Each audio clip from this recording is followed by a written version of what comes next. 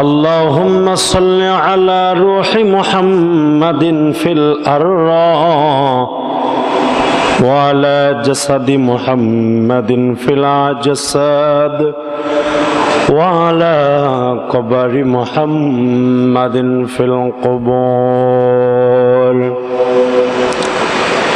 যাদের হৃদয় আছে আল্লাহর ভয় তারা কবু পথ ভুলে চায় না। আল্লাহর প্রেম ছাড়া এই দুনিয়ায় কারো কাছে কোনো কিছু চায় না। যাদের হৃদয় আছে আল্লাহর ভয় কারো কাছে কোনো কিছু চায় না। আল্লাহর প্রেম ছাড়া এই দুনিয়ায় কারো কাছে কোনো কিছু চায় না। রাতের আঁধারে যারা সেজদাতে রয় দু চোখের অশ্রুতে নদী যেন বয়। রাতের আঁধারে যারা সেজদাতে রয় দু চোখের অশ্রুতে নদী যেন বয়। চলনার হাত কানি চলনার হাত কানি যত আসুক পিছনে ফিরে তাকায় না। আল্লাহর প্রেম ছাড়া এই দুনিয়ায় কারো কাছে কোনো কিছু চায়। সাল্লাল্লাহু আলাইহি ওয়াসাল্লাম। আলহামদুলিল্লাহ, আল্লাহ তাআলা দরবারে লাখো কোটি শুকরিয়া যে মহান রব্বুল আলামিন আমাদেরকে অতি দয়া করে মায়া করে যে আল্লাহ সুবহানাহু ওয়া তাআলা আমাদেরকে কোরআন এবং হাদিস থেকে মূল্যবান দুই চারটা কথা বলা শোনার তৌফিক যে আল্লাহ সুবহানাহু ওয়া তাআলা আমাদের সকলকে দান করেছেন এবং আরেকটু ধৈর্য সহকারে আল্লাহ পাক আমাদের বসার তৌফিক দান করেছেন। এই জন্য সকলেই মহাব্বতে উচ্চ আওয়াজে দিল খুলে শুকরিয়া আদায় করি, সকলে বলি আলহামদুলিল্লাহ। আসলে আজকে আপনাদের সামনে নতুন একটা সাবজেক্ট নিয়ে আলোচনা করব। সেই সাবজেক্টটা হলো পবিত্র কোরআনুল কারীম। কোরআনুল কারীম নিয়ে আপনাদের সামনে আজকে কিছু আলোচনা করব ইনশাআল্লাহ। কারণ কোরআন হলো আমাদের জন্য শ্রেষ্ঠ একটা কিতাব, দামি একটা কিতাব, মূল্যবান একটা কিতাব। যে কিতাব যদি আমাদের সাথে যদি থাকে, কোন বাতিল শক্তি, ভণ্ড, প্রতারক কোন ধরনের বিপদ আপদে আমাদেরকে ফেলতে পারবে না যদি কোরআন আমাদের সাথে থাকে। কোরআন যদি আমি আপনি পড়তে যদি না পারি, শিখতে যদি না পারি, আমার চাইতে কপাল পরা আসমানের নিচে জমিনের উপরে আর কেউ নাই। তাহলে কোরআনুল কারীম হলো এমন একটা সম্পদ, যেই সম্পদ আমরা মুসলমান হয়েছি ঠিক, বাট কোরআনকে আমরা শিখতে পারলাম না।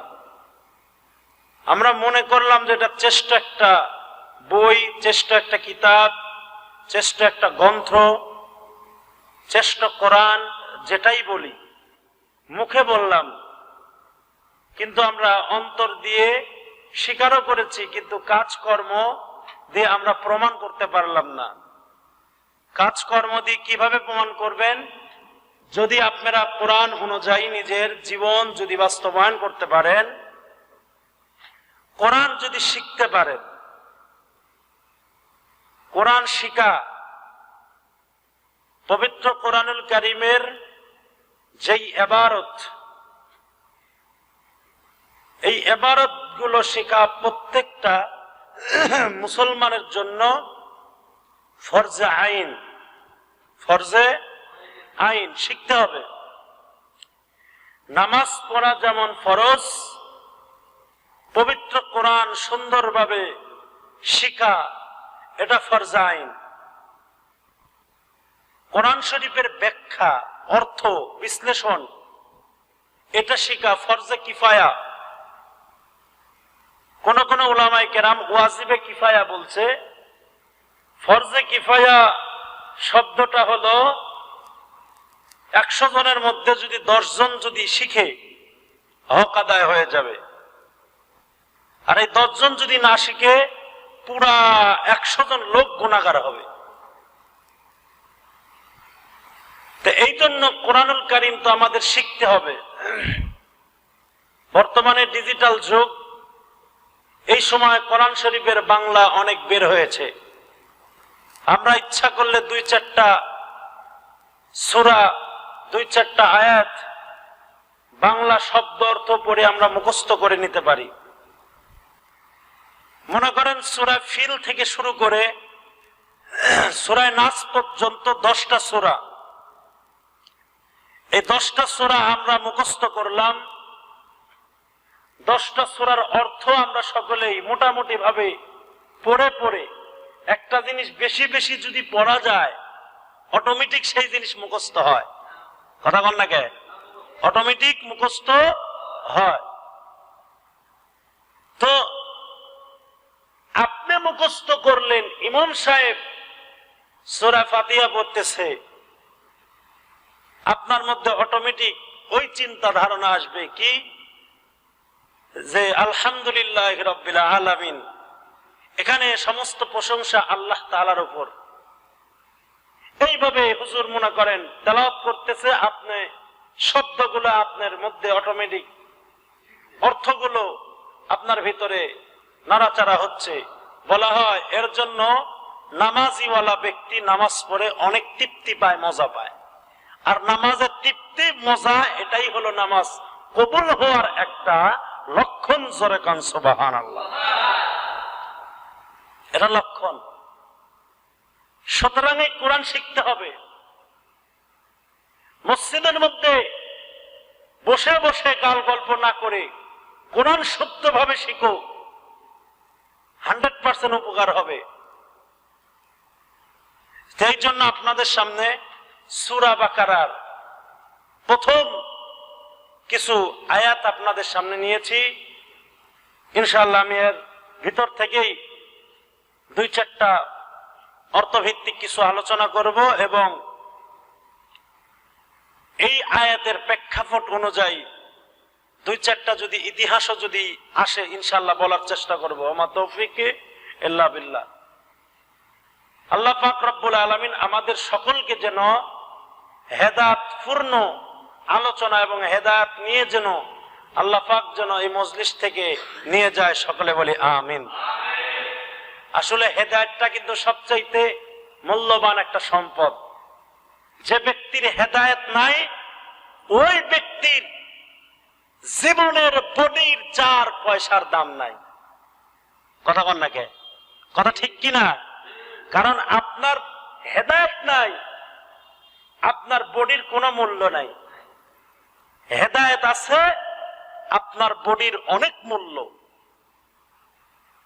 আল্লামা শামসুল হক ফরিদপুরি রহমতুল্লাহ আলাইহি তিনি বলেছেন,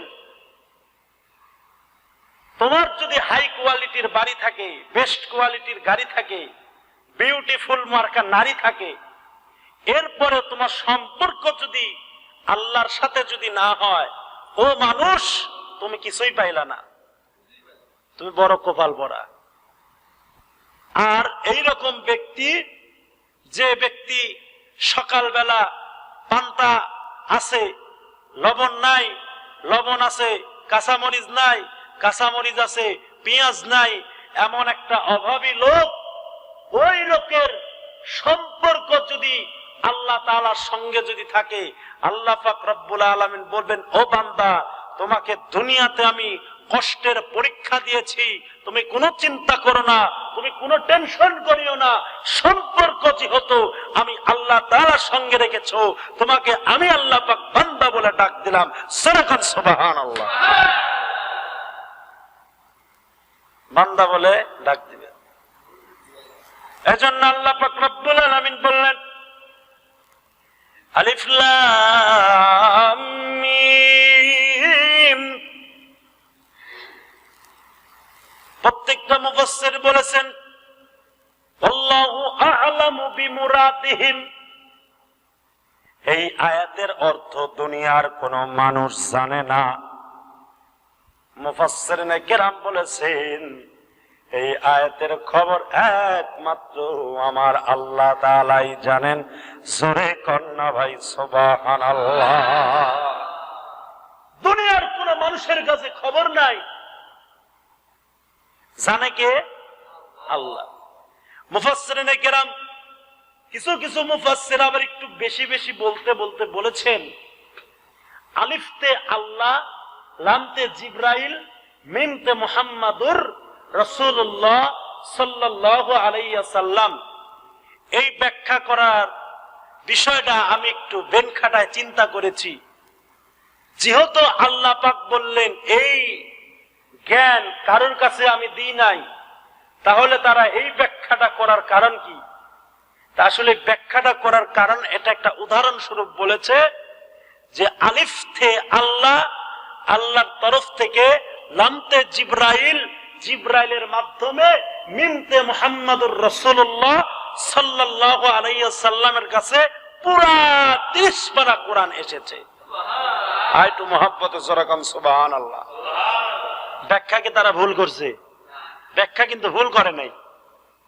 তারপরে বলেছেন আল্লাহু আ'লামু বিমুরাদিহিম, এই জ্ঞান একমাত্র আল্লাহ তাআলা জানেন, দুনিয়ার আর কেউ জানে না। জোরে কোন সুবহানাল্লাহ। তাহলে এত সুন্দর একটা কোরআন, এত দামি একটা কোরআন আল্লাহ পাক কেন অর্থবিহীন দান করলেন? আসলে কি অর্থবিহীন কি আল্লাহ পাক দান করেছেন? আলামিন বললেন এই দুনিয়ার মুসলমান তোমরা শুনো, যেহেতু এই কোরআনের 3টা শব্দের ব্যাখ্যা, এটা শুধু 3টা শব্দ নাই, আলিফ লাম মিম, আলিফ লাম র, আলিফ লাম মিম সাদ, কাফ হা ইয়া আইন সাদ। আল্লাহু আকবার বলেন। বলা হয় এই সমস্ত আয়াতের অর্থ দুনিয়ার কেউ জানে না, তার মানে অর্থ হলো দুনিয়ার কেউ জানে না, তার মানে কি এর অর্থ কি নাই? অবশ্যই অবশ্যই এর অর্থ আছে। এর অর্থ দুনিয়ার কেউ জানে না, জানে একমাত্র আমার আল্লাহ। জোরে কন্না ভাই সুবহানাল্লাহ। দুনিয়ার কেউ জানে না, জানে একমাত্র আমার আল্লাহ। তাফসীরের মধ্যে আসছে আল্লাহ পাক রব্বুল আলামিন কেন এইটা নবীকে জানান নাই? কারণ এটার একটা জবাব আছে। জবাবটা হলো কাফের বেঈমান সব সময় চিন্তা করত আল্লাহর রাসূল সাল্লাল্লাহু আলাইহি ওয়াসাল্লাম বানায় বানায় বানায় বানায় কোরআন তেলাওয়াত করত। আল্লাহ পাক রব্বুল আলামিন ডাক দেখায়, এরে বেঈমান, তোরা যেহেতু বলিস নবী মুহাম্মদুর রাসূলুল্লাহ সাল্লাল্লাহু আলাইহি ওয়াসাল্লাম এই কোরআন বানায় বানায় পরে, এটাই যদি তোদের বক্তব্য হয় তাহলে বল এই আয়াতের অর্থ কেন নবী জানে না? একটাই মাত্র কারণ, না জানার কারণটা হলো, সুতরাং মনে রাখতে হবে কোরআনুল কারীম যেহেতু আল্লাহ পাক রব্বুল আলামিন সৃষ্টি করেছেন, এই জ্ঞানটা আল্লাহ তাআলার কাছেই রেখেছেন, দুনিয়ার কোন মানুষদেরকে জানান নাই। তার মানে এটা মানুষ রচিত কোন কিতাব নয়। লাইসা হাদা কালামুল বাশার, এটা সম্পূর্ণ আমার আল্লাহ তাআলার কথা। জোরে কন্না ভাই সুবহানাল্লাহ। মুসলমান ভাইরা আমার, কাফের বেঈমানদেরকে আল্লাহ পাক উত্তর দেওয়ার জন্য এই আয়াত নাযিল করছে। তাহলে প্রশ্ন হলো, আয়াত আল্লাহ পাক এই জন্য নাযিল করেছেন কারণ বিশ্বনবী মুহাম্মদুর রাসূলুল্লাহ সাল্লাল্লাহু আলাইহি ওয়াসাল্লাম সর্বপ্রথম তার খেতাব ছিল আল আমিন, উপাধি বিশ্বাসী। আব্দুল্লাহর বেটা মুহাম্মদ কখনো কোনো মিথ্যা কথা বলে না, তার চাইতে সত্যবাদী কেউ নাই। এই রকম একটা ডিগ্রি তার ছিল। সবাই তাকে মহাব্বত করত, ভালোবাসতো। কিন্তু এক পর্যায়ে ভালোবাসা মহাব্বত সেই দিনই শেষ হয়ে গেল। কোন দিন শেষ হয়ে গেল? আল্লাহ পাক রব্বুল আলামিন পবিত্র কালামুল্লাহ শরীফের মধ্যে স্পষ্ট ভাষায় জানায় দিলেন, 40 বছর যখন হয়ে গেল বিশ্ব নবীর প্রতি যখন কোরআন নাজিল করলেন, আল্লাহ তাআলা বলেন, ইকরা বিসমি রাব্বিকাল্লাযী খলাক খলাকাল ইনসানা মিন আলাক ইকরা ওয়া রাব্বুকাল আকরামুল্লাযী আল্লামা বিল কলম আল্লামাল ইনসানা মা লাম ইয়ালাম। জোরে কন্না ভাই আল্লাহু আকবার। আল্লাহ পাক রব্বুল আলামিন এই আয়াতগুলো নাজিল করলেন বিশ্বনবী মুহাম্মদুর রাসূলুল্লাহ সাল্লাল্লাহু আলাইহি ওয়াসাল্লামের উপর। যখন কোরআন আসে, জিবরিল বলেন, নবী গো আপনি পড়েন, ইকরা। আল্লাহর রাসূল বললেন, আনাবি কারীম আমি তো পড়তে জানি না। আবার বলেন, ইকরা আপনি পড়েন। রাসূল বললেন, আনাবি কারীম আমি তো পড়তে জানি না। জিবরাইল সঙ্গে সঙ্গে বললেন, ইকরা বিইসমি, পড়েন আপনার রবের নামে। কয় কোন রব? কয় যেই রব আপনাকে সৃষ্টি করেছে আপনি সেই রবের নামে পড়েন। আল্লাহর রাসূল বললেন, ও জিবরিল তুমি আমাকে পড়ার কথা বলেছ, আমি যদু মধু পড়া পড়ব না, যেহেতু তুমি আমার রবের নামের পড়ার দায়িত্ব যেহেতু দিয়েছ, তুমি সাক্ষী থাকো, তুমি জেনে রাখো। আমি সঙ্গে সঙ্গে পড়লাম। আল্লাহর রাসূল বিইসমি, জিবরাইল বিইসমি বলার সঙ্গে সঙ্গে আল্লাহর রাসূল বলেন, ইকরা বিসমি রাব্বিকাল্লাযী খলাক খলাকাল ইনসানা মিন আলাক ইকরা ওয়া রাব্বুকাল আকরামুল্লাযী আল্লামা বিল কলম আল্লামাল ইনসানা মা লাম ইয়ালাম। জোরে কন্না ভাই আল্লাহু আকবার। এই আয়াতটা যখন দিল, দেওয়ার সঙ্গে সঙ্গে নাজিল যখন হয়ে গেল, বেঈমানদের কাছে ধর্মের বিরুদ্ধে যখন কথা বলে, বলার সঙ্গে সঙ্গে সঙ্গে সঙ্গে আল্লাহর রাসূলকে আর মহব্বত করে না, আর ভালোবাসে না। তাকে মহব্বতের পর্যায়ে এখন তাকে গালি দেয়। কি করে? গালি দেয়। মসজিদদের একটা মনে রাখবেন, মসজিদের ইমামদের একই অবস্থা, বিভিন্ন জায়গায় আছে। ইমাম সাহেব সুর দিয়ে বয়ান করে, মাশাআল্লাহ অনেক সুন্দর, হুজুর আপনার কথাটা অনেক ভালো লাগলো, পড়তিছে, সুন্দর বয়ান করে, সুন্দর কেরাত। কিন্তু ইমাম সাহেব যখন দেখে একটু তো ভালোই মিষ্টি ওয়াজ করলাম, এখন একটু তিতে একটু টক মিক্স করি, সুদের বিষয়ে যদি আলোচনা করে, ঘুষের বিষয়ে যদি আলোচনা করে, যৌতুকের বিরুদ্ধে যখন কথা কয়, সেই সময় কয় যে আর চলল না হুজুর, কথা কন নাকি, সে মুখ খাস্টি মাস্টি করে, বলে যে হুজুর আপনি আমার বিরুদ্ধে কথা করছেন কে? ভাই আমি আপনার বিরুদ্ধে কথা কইলাম কেন? আমি তো সুদের বিরুদ্ধে কথা কই। আর ধর্মিয়া আমার হজম শক্তি ভালো, আমি যদি সুদ খাই আপনার সমস্যা কি? জোরে গান সুবহানাল্লাহ, নাউজুবিল্লাহ, নাউজুবিল্লাহ, নাউজুবিল্লাহ কইছেন, মাশাআল্লাহ। আমার হজম শক্তি অনেক ভালো, খাইলে ক্ষতি কি? একটা কথা মনে রাখবেন, যৌতুক আমাদের সমাজে একটা প্রচলন আছে। যৌতুকের বিষয় নিয়ে দেখেন আলোচনা করতে গেলে তো ওই দিকে আবার চলে যাবে, আসলে ওই দিকে বলতেছি না, একটা এক্সাম্পল দিই।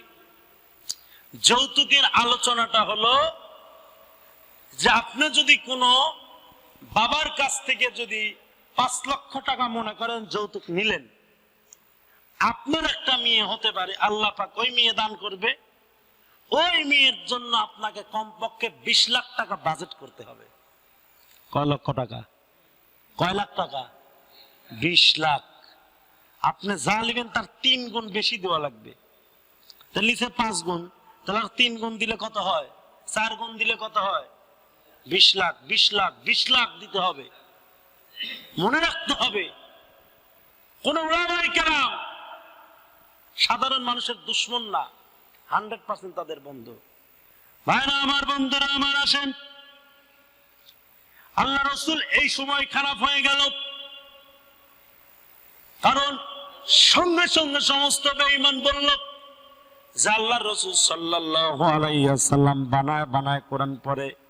এই জন্য আল্লাহ পাক আলিফ লাম মিম শব্দ দিয়ে জানায় দিলেন, ও বেঈমান, এটা মুহাম্মাদের বানানো কোনো কিতাব নয়, কোনো কথা নয়, এটা স্বয়ং আমি আল্লাহ তাআলার কথা। জোরে কন্যা ভাই সুবহানাল্লাহ। মুসলমান ভাইরা আমার, আসেন, পরের আয়াতের মধ্যে আল্লাহ তাআলা বলেন, যালিকাল কিতাবু লা রাইবা ফীহি হুদাল লিল মুত্তাকিন।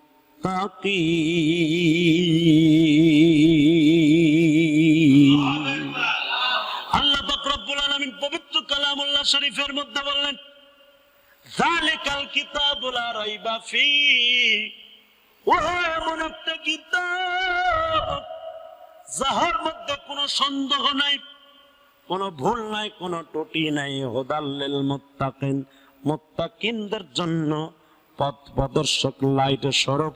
জোরে কন্যা ভাই সুবহানাল্লাহ। মনে করেন আপনি অন্ধকারে চলতেছেন, অন্ধকারে চলতে লাগলে কি দরকার হবে? আরো দরকার আলো, লাইট। কথা বলেন ঠিক কিনা? লাইট দরকার হবে না? লাইট দরকার হবে। এই লাইট যদি আপনি জ্বালায় দেন, অন্ধকারে কে বলা লাগবে না যে বাবা অন্ধকার পালায় যাও, পালায় যাও, এইটা বলার দরকার নাই। অন্ধকার অটোমেটিক পালায় চলে যাবে। অন্ধকারের কিন্তু আর দেরি করা লাগবে না, লাইট জ্বালানোর সাথে সাথে অন্ধকার শেষ। মনে করেন দুনিয়াটা আখিরাতের তুলনামূলক দুনিয়াটা অন্ধকার গুমরাহি দিয়ে সম্পূর্ণ ভরপুর। যদি কোনো ব্যক্তি যদি এই কোরআনকে যদি লাইট যদি বানাইতে পারে, দুনিয়াটার অন্ধকার থাকবে না। কিয়ামতের ময়দানে কিয়ামতের জন্য, জান্নাতের জন্য আলোকিত রাস্তা বের হয়ে যাবে। জোরে কন্যা ভাই সুবহানাল্লাহ। এ বাণী সকলেরই নয়, শুধু মুমিনের, যারাই চলবে মেনে ফল পাবে কোরআনের। ঘরে বলো কিংবা রাষ্ট্রে বলো, ঘরে বলো কিংবা রাষ্ট্রে বলো, অশান্তি দূর করে শান্তি আনে সমাধান। সমাধান চাও যদি জীবনে মরণে, ফিরে চাও খোঁজে নাও চোখ রাখো কোরআনে। সমাধান চাও যদি জীবনে মরণে, ফিরে চাও খুঁজে নাও চোখ রাখো কোরআনে। যাহার পরশ পেয়ে পাথর হলো সোনা, সন্দেহ ভুল নেই যার একটি কোনা। যাহার পরশ পেয়ে পাথর হলো সোনা, সন্দেহ ভুল নেই যার একটি কোনা। এ যে এক বিপ্লব মুছে ফেলে দেখে সব, এ যে এক বিপ্লব মুছে ফেলে দেখে সব, এগিয়ে নিয়ে যাবে অগ্রগানে সমাধান। সমাধান চাও যদি জীবনে মরণে, ফিরে চাও খুঁজে নাও চোখ রাখো কোরআনে। জোরে কন্যা ভাই আল্লাহুম্মা আমিন। মুসলমান ভাইরা আমার, যেহেতু বলতেছিলাম আল্লাহ পাক রব্বুল আলামিন লাইট স্বরূপ তৈরি করছেন। লাইট, লাইট আলো। অন্ধকারের যেমন চলা যেমন কঠিন হয়, আলো ছাড়া, কোরআন ছাড়া জান্নাতে যাওয়ার রাস্তা চলা খুব কঠিন। যদি কোরআন যদি থাকতে পারে আর কোরআন যদি শিখতে যদি আপনি পারেন, জান্নাতে যাওয়া রাস্তা আপনার জন্য সহজ হয়ে যাবে। জোরে কন্যা ভাই সুবহানাল্লাহ। ভাইরা আমার, বন্ধুরা আমার, আল্লাহ তাআলা বলেন যালিকাল কিতাব, ওহা এমন একটা কিতাব। যালিকা দ্বারা বলা ওহা হয়। আরবি গ্রামার যারা জানেন, আরবি ব্যাকরণ যারা পড়তে পারেন, মনে রাখবেন যালিকা মানে ওহা, হাজা মানে এহা। আল্লাহ তাআলা কোরআনকে ওহা দিয়ে সম্বোধন কেন করলেন? আল্লাহ তাআলা এহা কেন বললেন না? আপনারা বলেন তো, কোরআন দূরে না কাছে? কথা বুঝছেন? কোরআন কি দূরে না কাছে? তাহলে আল্লাহ তাআলা বলতেন হাযাল কিতাব, হাযাল কিতাব না বলে যালিকাল কিতাবুল লা রাইবা ফি কেন বললেন? এর কারণ আছে। যালিকা বলার অর্থ হলো, মুফাসসির লিখেছেন যালিকা শব্দ দ্বারা মানে কোরআন শরীফটা হলো বিদ্যার সাগর। এই কোরআন শরীফের মধ্যে যত জ্ঞান আছে, জ্ঞান থেকে আমাদের বেন, আমাদের মগজটা অনেক দূরে। এই জন্য বলা হয়েছে যালিকাল কিতাব। ও মুমিন, শুধু তাই নয়, মনে করেন কোরআনের তো একটা জ্ঞান নয়, কমপক্ষে কোরআনের 15টা জ্ঞান অর্জন করতে হবে। কয়টা? 15টা জ্ঞান। এমনি এমনি দাওরা বাস করে, এমনি এমনি দাওরার খেতাব দেয়। 15টা জ্ঞান অর্জন করার পর একজন ব্যক্তি দক্ষতার সঙ্গে যদি পড়াশোনা করে, 15টা জ্ঞান অর্জন যদি করতে পারে, ওই ব্যক্তি কোরআন নিয়ে কথা বলতে পারবে। নচেৎ কোরআনের বিষয় নিয়ে কোনো আলোচনা, কোনো ধরনের রায়, কোনো ধরনের ফতোয়া চলবে না। যারা দিবে একমাত্র আলেম ছাড়া অন্য কেউ দিতে পারবে না। যদি কোনো ব্যক্তি যদি দেয়, ও ব্যক্তি ভুল করে। কোরআনের শাব্দিক অর্থ আছে, শাব্দিক অর্থ পড়ে আমার আপনার ব্যক্তি জীবনকে শুদ্ধ করেন। আপনি আমলের জন্য পড়েন, নিজে শিখার উদ্দেশ্যে পড়েন। যদি বাংলা যদি না লেখা থাকতো, আপনারা পড়তে পারতেন। আমার কাছে বুখারী শরীফ আছে, ওই যে মাকতাবাতুল ফাতার, আরবি, শুধু আরবি। বুখারী আছে, মুসলিম আছে, তারপরে আপনার মেশকাত শরীফও আছে, মাকতাবাতুল ফাতার। এটার মধ্যে শুধুমাত্র আরবি লেখা, কোনো বাংলার কোনো সিন নাই, শুধু আরবি, শুধু আরবি। আবার শুধু আরবি দিলেই হবে না, আরবির মধ্যে আবার জের জবর পেশ ছাড়া। যারা জেনারেল পড়ে, এদেরকে যদি বলা হয়, ভাই তোমাকে আমি শব্দগুলো বললাম, আকার ওকার কোনো কিছু ব্যবহার করব না, একজনের নাম তুমি সম্বোধন করো তো। মনে করেন আমার নাম আব্দুল আলিম, মনে করেন শুধু আলিম, সরেয়া লহিসি ম আলিম, ঠিক না? এখন সরেয়ার যদি আমি এইটা কাটি দিলাম, লহিসিরও আমি হিসি কাটি দিলাম, তো ম তো খালি অক্ষর, কেউ কি পড়তে পারবে এরকম আকার ওকার ছাড়া? কথা বল নাকি? কিন্তু বাংলাদেশের কমি মাদ্রাসার ওলামায়ে কেরাম এরা পড়তে পারে, জের জবর পেশ ছাড়া আরবি পড়তে পারে, জের জবর পেশ ছাড়া কোরআন তেলাওয়াত করতে পারে। কোরআন তেলাওয়াত, কোরআনের জ্ঞান বলতেছিলাম, নাহু সরফ, ইলমে নাহু, ইলমে নাহু, ইলমে সরফ, বালাগাত, মানতিক, বিভিন্ন ইলম আছে, ফিকহ, এই সমস্ত ইলমগুলো অর্জন করলে একজন ব্যক্তি প্রকৃত পক্ষে আলেম হয়। সুবহানাল্লাহ, জোরে কোন। ওই ব্যক্তি প্রকৃত পক্ষে আলেম হয়। এই জন্য বলা হয়েছে কোরআনের যতগুলো জ্ঞান আছে, সমস্ত জ্ঞান থেকে আমাদের দিমাগ, আমাদের ব্রেন, আমাদের মগজ অনেক দূরে। যার কারণে আল্লাহ তাআলা বলছেন যালিকাল কিতাব। শুধু তাই নয় রে মুমিন ভাই, আল্লাহ তাআলা বলেছেন, আরো মুফাসসিরিনে কেরাম বলেছেন, যালিকা শব্দ দ্বারা আল্লাহ পাক রব্বুল আলামিন এই কোরআনকে বুঝাই নাই, আল্লাহ পাক রব্বুল আলামিন ওই কোরআনকে বুঝিয়েছে, কয় কোন কোরআন? কয় ওই লহে মাহফুজের কোরআন। জোরে কন্যা ভাই সুবহানাল্লাহ। লহে মাহফুজের কোরআন। লহে মাহফুজ কোথায়? ভারতে। কথা কয় না? ভারতে নাকি ঢাকায়? শিক্ষক ছাত্রের প্রশ্ন করছে, এই বেটা বল, হিমালয় পর্বত দূরে নাকি আসমান দূরে? ছাত্র শিক্ষক তো কইছে, বেশি বোঝা পেলি আর যে, কইছে স্যার হিমালয় পর্বত দূরে, আসমান খুব কাছে। কয় বললি কেমনে?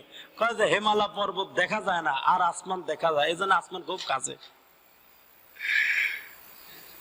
দেখেন আসমান আর জমিন তো কতটুকু পার্থক্য। আসেন লহে মাহফুজ থেকে একটু ঘুরে আসি। এই ঘটনা বলবো শেষ। হাদিসের মধ্যে আসছে লহে মাহফুজ বিশ্বনবী সাল্লাল্লাহু আলাইহি ওয়াসাল্লাম বললেন, জমিন আমরা দেখতে পাই, এই জমিন থেকে আসমান পর্যন্ত যেই ফাঁকা জায়গাগুলো দেখা যায়, এই ফাঁকা জায়গাগুলোকে বলা হয় সৌরজগৎ। কি জগৎ? সৌরজগৎ। সৌরজগৎ বলা হয় ফাঁকা জায়গা। এই আসমান থেকে জমিন পর্যন্ত যতটুকু ফাঁকা জায়গায়, ফাঁকা জায়গাকে সৌরজগৎ বলা হয়। আর এই সৌরজগৎ এক দুইটুক জায়গা নয়, 500 বছরের রাস্তা। জোরে কন্যা ভাই সুবহানাল্লাহ। কয় শত বছরের রাস্তা? 500 বছরের রাস্তা। বিজ্ঞানীদের কথা, আমরা যেই সূর্যটা দেখতে পাই, সূর্যটা, এই যে আমরা যত বড় পৃথিবী দেখতে পাই, জমিন, জমিনটাকে বলা হয় পৃথিবী। পৃথিবীর চাইতে 13 লক্ষ গুণ বড়। আমরা যে চাঁদটা দেখতে পাই, চাঁদ, চাঁদ জ্যোৎস্না বলা হয়, চাঁদ বলা হয়, এই চাঁদটাকে বলা হয় চাঁদ। কোন কোন কিতাবের মধ্যে এসেছে, কোন কোন মুফাসসির বলেছেন 3 গুণ ছোট, আবার কেউ কেউ বলেছেন 50 গুণ ছোট। জমিনের চাইতে 50 গুণ ছোট।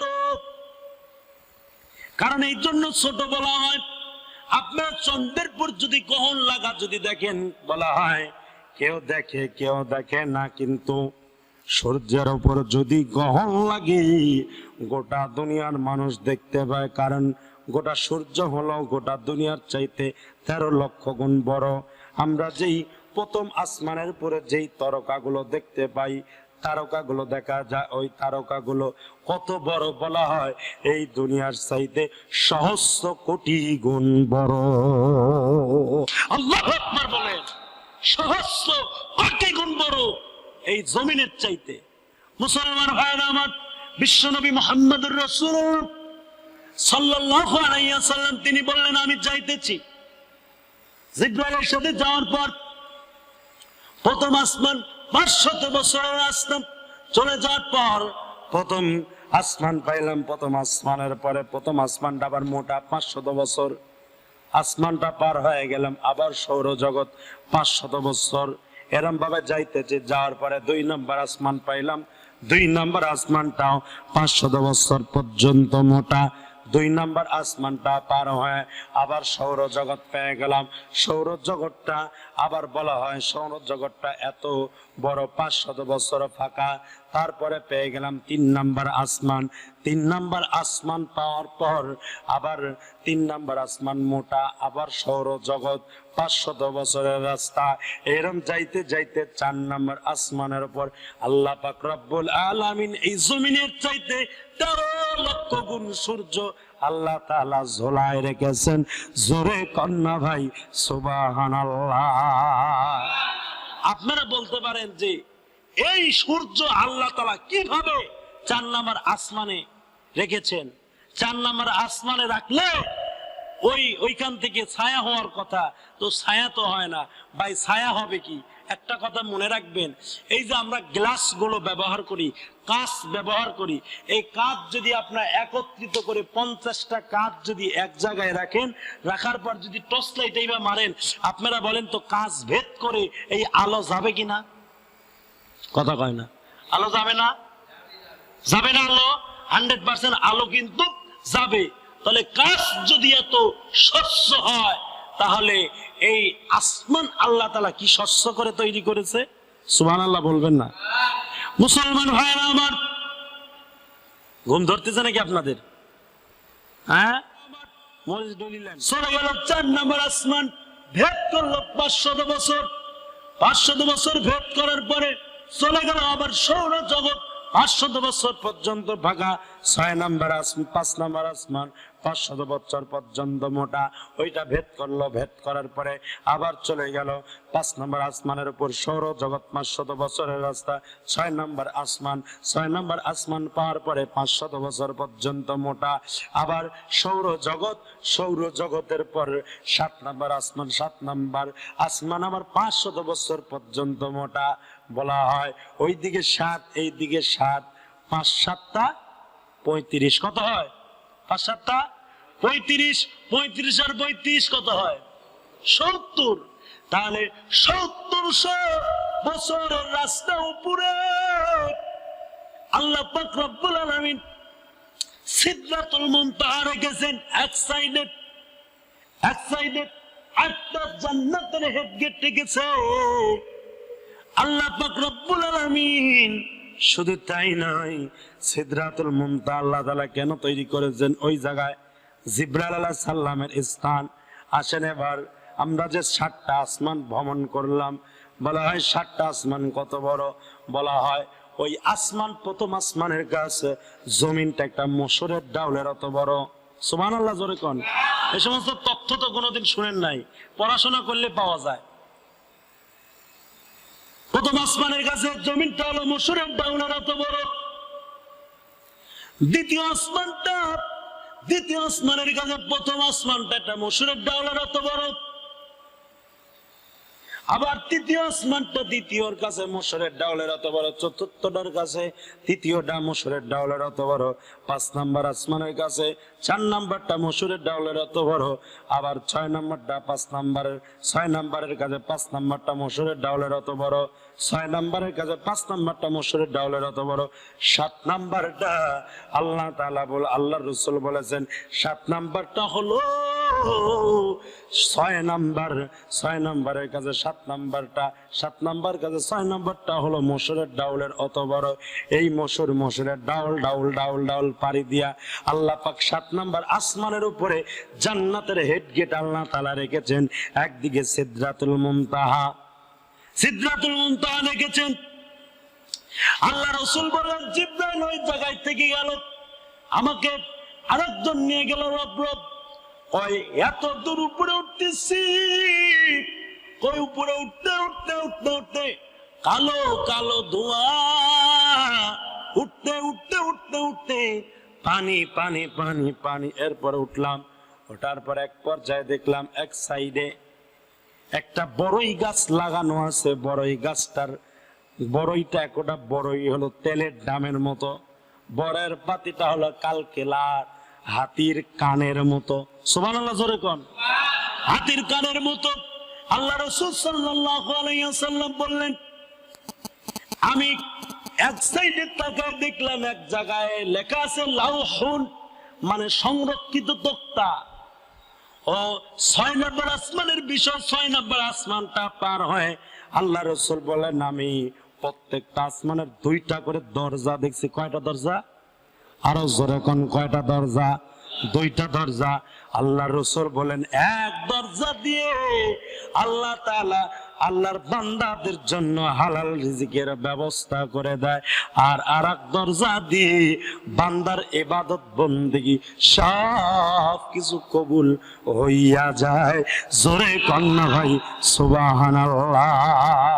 মুসলমান ভাইরা আমার, আল্লাহ রাসূল বললেন আমি ওই সংরক্ষিত তক্তার কাছে আমি গিয়ে দেখলাম ওই জায়গায় আল্লাহ পাক লিখে রেখেছেন আলিফ লাম মিম যালিকাল কিতাবু লা রাইবা ফীহি হুদাল লিল মুত্তাকিন আল্লাযীনা ইউমিনুনা বিল গায়বি ওয়া ইউকিমুনাস সালাতা ওয়া মিম্মা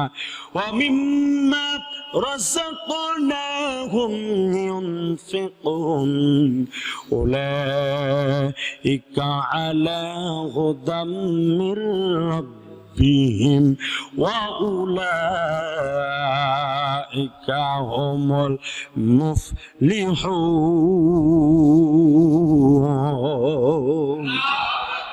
এইভাবে আল্লাহ পাক রব্বুল আলামিন কোরআন সেট করেছেন। রাসূল বলেন ভাই আমি গোটা দুনিয়াতে যেমন ভাবে কোরআন দেখেছি আল্লাহ পাক ওইভাবে কোরআন দেখেছেন। রব্বুল আলামিন পবিত্র কালামুল্লাহ শরীফের মধ্যে বললেন বাল হুয়া কুরআনুন মাজিদুন ফি লাউহিন মাহফুজ। জোরে কন্না ভাই আল্লাহু আকবার। আল্লাহ পাক রব্বুল আলামিন ডাক দেখায় এরা দুনিয়ার জমিনে মানুষ শুনো, রব্বুল আলামিন বললেন সংরক্ষিত তকমা আল্লাহ পাক রব্বুল আলামিন কয় বড় কোরআন শরীফ লাহে মাহফুজ জান্নাতুল মাহফুজের মধ্যে আল্লাহ পাক সংরক্ষিত করে রেখেছে। বলা হয় গোটা কোরআনুল কারীম যদি সব মানুষ যদি উঠায় দেওয়ার চেষ্টা করে এরপরে কখনো উঠাই দিতে পারবে না, কারণ সম্পূর্ণ হেফাজত করবে একমাত্র আমার আল্লাহ। জোরে কন্না ভাই সুবহানাল্লাহ। বেঈমানেরা চিন্তা করলো কোরআন কি কেমন করে মুছে দেওয়া যায়। আসেন বুখারী মুসলিম মুত্তাফাকুন আলাইহ একটা হাদিস থেকে আপনাদেরকে একটা হাদিস শোনায় দিই। হাদিসটা শোনায় দিব তো ঘটনা শেষ হয়ে যাবে, বয়ানটা শেষ হয়ে যাবে। বিশ্বনবী মুহাম্মদুর রাসূলুল্লাহ সাল্লাল্লাহু আলাইহি ওয়াসাল্লাম কোরআনের দাওয়াত দেয়, কিন্তু বেঈমানেরা কোনো ক্রমে কোরআন মানে না, কিন্তু কোরআনকে তারা ভালোবাসে, মহব্বত করে। কয় হুজুরের কি সুন্দর তেলাওয়াত, হুজুর এত সুন্দর তেলাওয়াত করে, কয় তেলাওয়াতে প্রেমে পড়ে গেলাম। এমন ভাবে কত প্রশংসা, কত ধরনের পাম্পট্টি দেওয়া হয়, বলা হয়। কিন্তু হুজুর যদি বলে যে বাবা কোরআন শরীফ অনুযায়ী নিজের জীবনটা চালাও, সেই সময় আর মানতে পারে না। ঠিক তেমনি ভাবে Abu Jahl, Utba, Saiba, Walid বিন মুগীরা, চারজন মক্কার বুকে বড় বড় নেতাগুলো তারা মুহাম্মাদের কোরআন তেলাওয়াত শোনার জন্য আল্লাহ রাসূল কোরআন তেলাওয়াত করে ঘরের মধ্যে বসে বসে আল্লাহ রাসূল কোরআন তেলাওয়াত করতে থাকে। চারজন নেতা বেঈমানেরা চারকানিতে দাঁড়ায় দাঁড়ায় থেকে আল্লাহ রাসূলের সারা রাত দাঁড়ায় কোরআন তেলাওয়াত শুনে।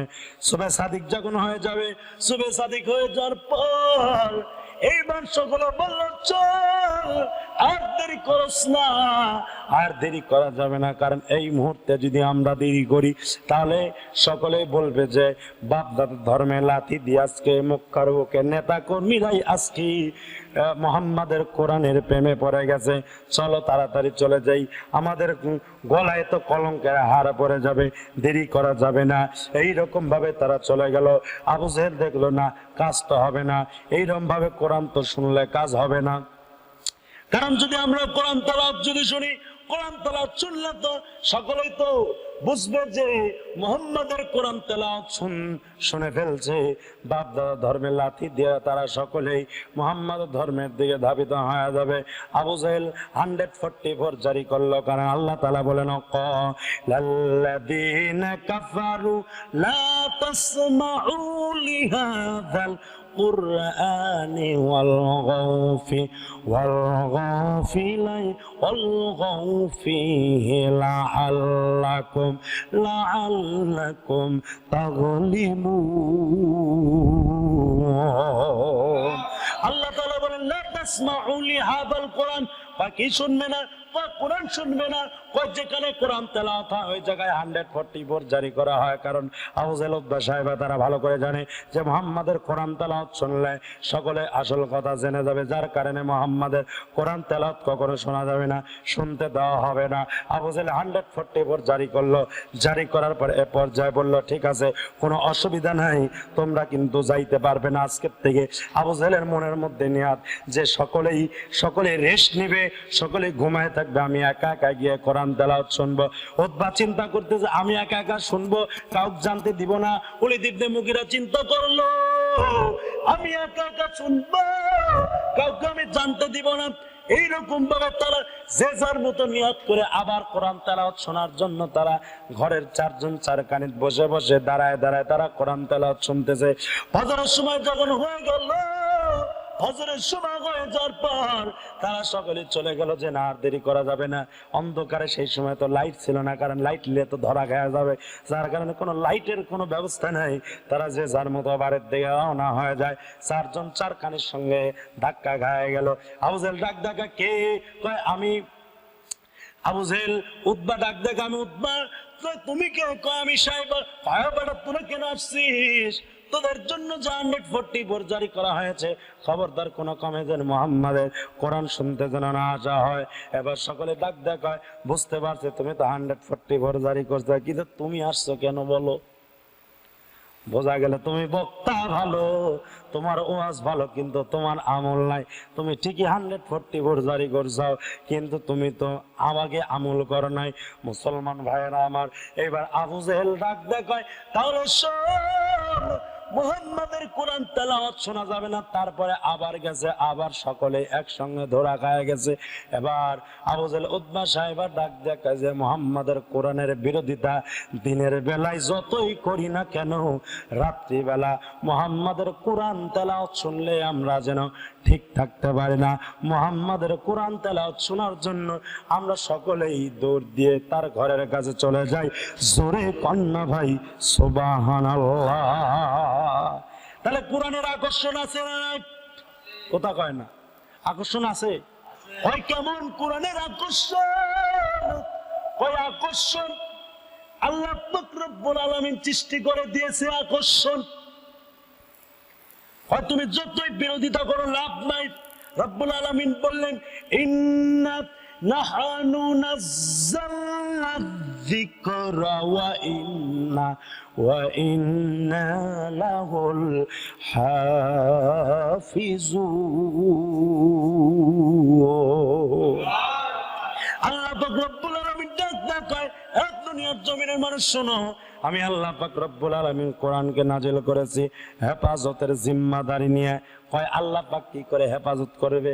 এখন যদি আপনাদের সামনে একটা প্রশ্ন করি, একটা লিফলেট অর্থাৎ একটা পোস্টার হ্যান্ডবেল যদি কারোর কাছে দেওয়া হয়, যদি বলা হয় ভাই আপনাকে এমন কোন জ্ঞানী ব্যক্তি আছেন, এই পোস্টারের প্রথম থেকে লাস্ট পর্যন্ত কি আছে একটু পরে মুখস্থ করে একটু শোনায় দেন। কোনো বেনওয়ালা ব্যক্তি কখনো পড়তে পারবে না, পরে মুখস্থ করতে পারবে না, একটুক না একটু হলো ভুল হবে। কিন্তু কোরআনুল কারীমের মধ্যে আল্লাহ তাআলা কি মজেজা, কি বরকত আল্লাহ তাআলা দিয়েছে দেখেন। আমাদের বাংলাদেশে লক্ষ লক্ষ লক্ষ লক্ষ লক্ষ লক্ষ কোরআনের হাফেজ আছে। কয় কেমন হাফেজে কোরআন? কয় সমস্ত হাফেজে কোরআন আলিফের সূরা বাকারার আলিফ লাম থেকে শুরু করে বাকারার আলিফ থেকে নাসের সিন পর্যন্ত ফটাফট কোরআনের তেলাওয়াত করতে থাকবে, কোন জায়গায় বাঁধবে না, শুধু পড়তে থাকবে। বলা হয় কেমন? কয় তসবির দানা যদি এক মোড়া হাত দিয়ে ধরে আর এক মোড়া যদি কেটে দেওয়া হয়, কেটার পরে যদি ছেড়ে দেওয়া হয়, তসবির দানা যেমন ফটাফট ফটাফট পড়তেই থাকবে। এমনও হাফেজ আছে যারা অনবরত সব সময় কোরআনের তেলাওয়াত করতেই থাকবে, কোনো জায়গায় বাঁধবে না। এরকম হাফেজ কোরআন লক্ষ লক্ষ আছে। বলা হয় যে আমি যেহেতু হেফাজত করব, এই হাফেজ কোরআন দিয়ে আমি আল্লাহ তাআলা কোরআনকে হেফাজত করব। জোরে কন্যা ভাই সুবহানাল্লাহ। মনে রাখবেন কোরআনের কেমন মজেজা।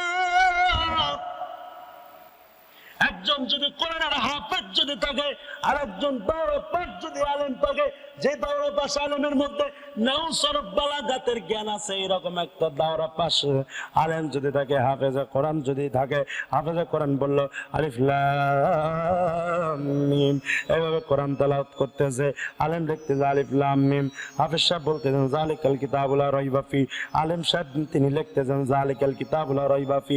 এরকম ভাবে হাফেজ সাহেব একটা আয়াত করবে, মৌলানা সাহেব লিখতে লিখতে গোটা কোরআন লিখে ফেলবে। সুতরাং কোরআনকে যতই মাইনাস করব, কখনো কোরআনকে মাইনাস করা যাবে না। কোরআনের হেফাজতের জিম্মাদার নিয়েছেন একমাত্র আমার আল্লাহ। জোরে কন্যা ভাই সুবহানাল্লাহ। সুতরাং কোরআন শেখার দরকার আছে না নাই? কথা হয় না? আছে, শিখবেন তো ইনশাআল্লাহ। কথা কয় না। শিখবেন না? কোরআন শেখার চেষ্টা করা লাগবে, হা হু কিছু তো বলা লাগবে। শেখার চেষ্টা না করলে লাভ হবে না। মূর্খ কানা হয় কিয়ামতের ময়দানে উঠা লাগবে, অন্ধ হয়ে উঠা লাগবে। কি করবেন সেখন? দুনিয়াতে চলার জন্য, দেশের বিভিন্ন দেশে চাকরি বাকরি করার জন্য বিদেশে ভাষা শিখতেছেন আপনি এত কষ্ট করে। কিয়ামতের ময়দানে আপনার সারা জীবন যেখানে আরবি ভাষা চলবে, আরবি আপনি শিখতে পারতেছেন না, লজ্জার কিছু থাকবে না, কপাল পোড়া হয়ে যাবেন। আল্লাহ পাক আমাদের সকলকে হুজার আমল করার তৌফিক দান করুন। সকলে বলি আমিন। আর মহাব্বত জোরে কান আমিন। আল্লাহুম্মা আমিন। আল্লাহুম্মা সাল্লি আলা রূহি মুহাম্মাদিন ফিল আররা ওয়া আলা জাসাদি মুহাম্মাদিন ফিল জাসাদি ওয়া আলা কবরি মুহাম্মাদিন ফিল কুবুর। আল্লাহুম্মা আনতাস সালামু ওয়া মিনকাস সালাম তাবারাকতা ওয়া তাআলাকা ইয়া যাল জালালি ওয়াল ইকরাম। রব্বানা জাআলনা মুসলিমাইন লাকা ومن ذريتنا أمة مسلمة لك وأرنا مناسكنا وتب علينا إنك أنت التواب الرحيم. سبحان ربك رب العزة عما يصفون والسلام على المرسلين الحمد لله رب العالمين. السلام عليكم ورحمة الله.